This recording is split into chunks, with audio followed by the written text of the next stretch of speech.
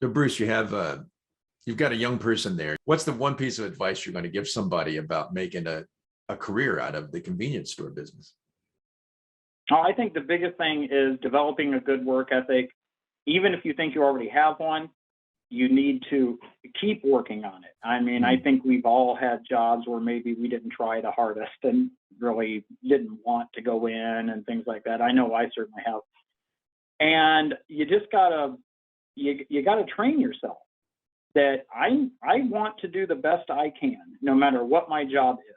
And we've all had jobs that we're not proud of, and maybe weren't the most glamorous things in the world. If you go in, and this is what I tell people: come in with the right attitude. Come in with the attitude that I want to succeed. I want to move up. I want to go. I don't want to just be the assistant manager or the manager. I want to be an owner. I want to be a district. I want something else.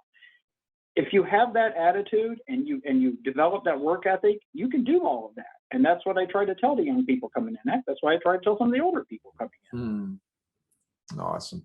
My grandmother used to tell me through my mother, whatever you do it your best. And every job has dignity of success and doing the best you can.